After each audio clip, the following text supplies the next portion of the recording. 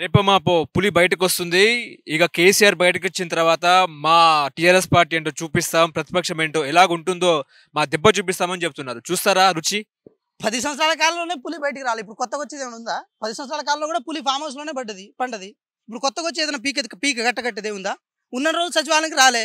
ఇప్పుడు మొన్న అసెంబ్లీ సమావేశం స్టార్ట్‌లో పెడితే దానికి కూడా రాలే.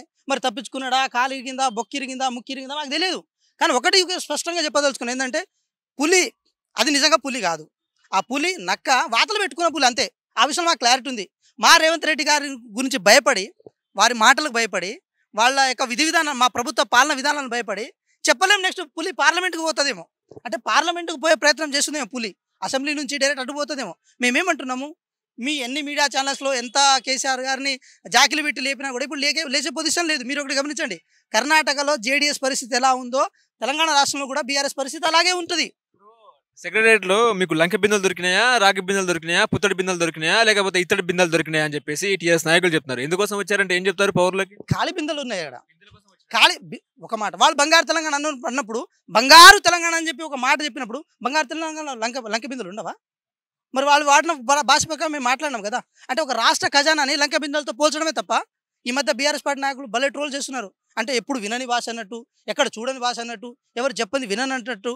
కేసీఆర్ మాట్లాడిన బ్రోకర్ మాటల కంటే మేము మాట్లాడుతున్న అంత పెద్ద ఏం కాదు అనుకొని వచ్చినాం కదా. తీరా చూస్తే అంత ఖాళీ బిందెలు ఉన్నాయి, ఖాళీ కుండలు ఉన్నాయి, అంత రచ్చ వ్యవహారం ఉంది. ఒక విషయం గమనించండి, తెలంగాణ రాష్ట్రం మీద కార్పొరేషన్లు కూడా వదలకుండా ప్రతి దానికి గుడిలో ఉన్న లింగాన్ని మొత్తాన్ని మింగి దాంట్లో ఉన్న ఈ రాష్ట్ర యొక్క ఆర్థిక పరిస్థితిని బజారు పాలు చేసింది బీఆర్ఎస్ పార్టీ గవర్నమెంట్. కడుపు చించుకుంటే కాళ్ళ మీద పడుతుంది. ఈరోజు మేము చెప్పుకుంటా పోతే ఈ ఆర్థిక పరిస్థితిని ఇంకా చెప్పుకుంటూ పోతే చాలా దారుణంగా ఉంటుంది. కానీ దాన్ని జీర్ణించుకున్న ప్రదేశంలో ఈరోజు బీఆర్ఎస్ పార్టీ నాయకులు లేరు.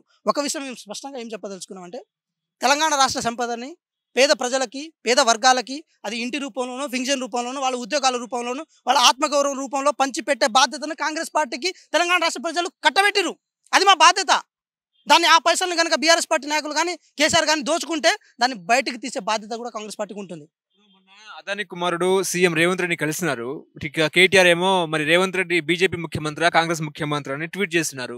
రేవంత్ రెడ్డి ఏ పార్టీ ముఖ్యమంత్రి అంటే ఏం చెప్తారు? ఇప్పుడు ఒక మాట ఏంటంటే, పెట్టుబడులు పెట్టడం కోసం ఒక కన్సల్ట్, ఒక రెప్యుటేషన్ ఏదో ఒక బిజినెస్ కుటుంబం నుంచి వచ్చినప్పుడు రిసీవ్ చేసుకున్న బాధ్యత ఉంటుంది కదా.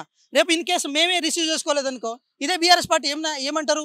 మేము ఒకప్పుడు 10 సంవత్సరాల కాలంలో ఉన్నప్పుడు పెట్టుబడులు పెట్టడానికి విదేశాల నుంచి కానీ దేశాల నుంచి కానీ అందరూ వస్తుంటే మేము పెద్ద పెట్టేసినాం, రెడ్ కార్పెట్ వేసినాం, బ్లూ కార్పెట్ వేసినాం అని అంటారు. మేము చేసుకోలేకపోతే వీళ్ళకు పాలన చేయడం పనికిరాదు, చేత కాదు, వీళ్ళు సరిగ్గా చేయలేరని చెప్పి మా మీద చెప్తారు కదా వాళ్ళు. అంటే మేము ఏమంటున్నాం అంటే, ఒక రాష్ట్ర ప్రభుత్వంగా బాధ్యత ప్రభుత్వంగా ఉన్నప్పుడు ఎలక్షన్స్లో రాజకీయంగా ఎదుర్కొన్నది వేరుంటుంది, ప్రభుత్వ పరిపాలన చేస్తున్నప్పుడు వేరుంటుంది. ఆ ఆస్పెక్ట్ని డిఫరెంట్ చూసినప్పుడు ఆటోమేటిక్గా ఈ రాష్ట్రానికి పెట్టుబడి కావాలనుకున్నప్పుడు అది జెన్యున్గా వస్తుందా లేదని అనుకుంటాం. కానీ ఏదో మోనోపలిగా ఒకళ్ళకే గుత్తగంపగా వాళ్ళకు అంటబెట్టేద్దాం, వాళ్ళకి ఇచ్చేద్దాం అనే భావనలో కాంగ్రెస్ పార్టీ లేదు కదా. మీరు ఒకటి గమనించండి. నేను అదే అంటున్నా డే వన్ నుంచి, బీఆర్ఎస్ పార్టీ నాయకులకు విమర్శలు చేయడానికి వాళ్ళకు ప్రాపర్ వేలో వాళ్ళ దగ్గర సబ్జెక్ట్ లేదు. ఐటీ భాషలో మాట్లాడినంత మాత్రం కేసీఆర్ గారు చెప్పేదంతా కరెక్ట్ అని మనం అనుకుంటే మాత్రం అది మన భ్రమలో బతుకుతున్నట్టే. ఎవరు 70 సంవత్సరాలు పరిపాలించినాం మేము. కొత్తగా మొన్న 10 సంవత్సరాలు వచ్చి అమెరికాలో చదువుకొని, సరే మీరు ఏం గడిగిరో మాకు తెలియదు, మీరు ఏం గడిగి ఇంగ్లీష్ నేర్చుకున్న, అమెరికాలో చదివే బాత్రూమ్ కలిగేటోళ్ళు కూడా ఇంగ్లీష్ మాట్లాడతారు. మరి అట్లా ఇప్పుడు కేటీఆర్ మాట్లాడుతున్నారంటే అక్కడ గడికి వచ్చినా మేము అట్లా చెప్పలేదు, మా ఉద్దేశం కాదు. మేము అట్లా రేవంత్ రెడ్డి గారు ప్రజలకు అర్థమయ్యే భాషలో మాట్లాడతారు. అర్థమవుతుందండి? ప్రజలకు అర్థమయ్యే భాషలో మాట్లాడతారు. ప్రజలు కదా ఓటేసింది. అమెరికా వాళ్ళు, ఇంగ్లాండ్ వాళ్ళు వచ్చి ఓటు వేయలేదు కదా. ప్రజలకు అర్థమయ్యే భాషలో మాట్లాడి అంటే you people are not staying అంటే ఇలాంటి భాష మాట్లాడి, ఇలాంటి భాష ఇచ్చేసి కేటీఆర్ గారు అంటే ఐటీ సెక్టార్లో కంపెనీలు తీయడంలో గొప్ప కావచ్చు కాక, కానీ అది పేద ప్రజలకు అర్థం కాదు, తెలంగాణ సమాజానికి అర్థం కాదు. ఒకటే మేము చెప్తున్నాం, పరిపాలన అనేది భాషతో ముడిపడి ఉండదు. పరిపాలన అనేది కేవలం ఒక చిత్తశుద్ధితో, వాళ్ళకున్న కమిట్మెంట్తో, వాళ్ళకున్న క్యాలిబరేట్తో ముడిపడి ఉంటుంది. అవి లేదు కాబట్టి మిమ్మల్ని ప్రతిపక్షంలో కూర్చోబెట్టరు, అవి ఉన్నది కాబట్టి మిమ్మల్ని అధికారంలో మా చేతికి ఇచ్చారు. 100% 12 సీట్లు ఈజీగా వస్తాయి. మేము 13-14 ట్రై చేయడం కోసం చేస్తున్నాం.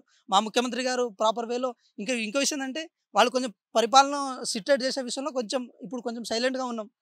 ఇప్పుడు మీకు చెప్తున్నాం, మా పులి బయటకు వస్తుంది. మా పులి బయటకు వచ్చి ఇది పార్లమెంట్ ఎలక్షన్స్లో కనుక ఎంట్రీ చేయడం స్టార్ట్ చేస్తే ఆ కథ వేరుంటుంది, ఆ లెక్క వేరుంటుంది. మీరు జస్ట్ ఆ యాంగిల్లో చూడండి. ఇక్కడ మీరు ఒకటైతే గమనించండి, ప్రజాపాలనని ప్రజలు ఎన్నుకున్న తర్వాత ప్రజాస్వామ్యబద్ధంగా ప్రజలకు నచ్చేటట్టు పాలన జరుగుతుంది. దానందరిని స్వీకరించాం. నెల రోజుల కాలంలోనే వాళ్ళకు ఏం ఆగకపోతే మేమేం చేసేది లేదు. కొంచెం ఓపిక పట్టండి. ఈ నెల రోజుల కాలంలో 30 కాదు, రోజుకొక ఇనిషియేటివ్ తీసుకున్నా కూడా 32, 33 ఇనిషియేటివ్స్ మేము ప్రాపర్ వేలో చేసినాం.